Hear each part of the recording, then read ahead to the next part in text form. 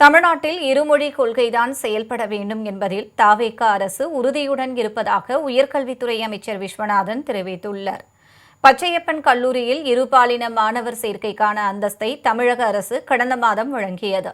இந்நிலையில் சென்னை பச்சையப்பன் கல்லூரியில் முதன்முறையாக இருபாலின மாணக்கர் சேர்ப்பு திட்டத்தை உயர்கல்வித்துறை அமைச்சர் விஸ்வநாதன் துவக்கி வைத்தார்.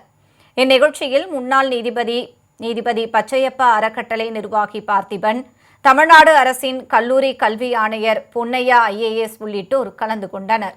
விழாவில் பேசிய அமைச்சர் விஸ்வநாதன், பேராசிரியர் நியமனம், சேர்மன் நியமனம் உள்ளிட்டவற்றிற்கு லஞ்சம் வாங்காத டிரான்ஸ்பரண்ட் துறையாக இந்த துறை செயல்படும் என்று கூறினார். புதிய கல்விக் கொள்கையில் மும்மொழி கொள்கையை கொண்டுவர முயற்சிப்பதாகவும் அதை ஒருபோதும் தமிழக அரசு ஏற்காது என்றும் தெரிவித்தார். தமிழ்நாட்டில் என்றும் இருமொழி கொள்கைதான் பின்பற்றப்படும் என்று அமைச்சர் விஸ்வநாதன் உறுதிபட கூறினார்.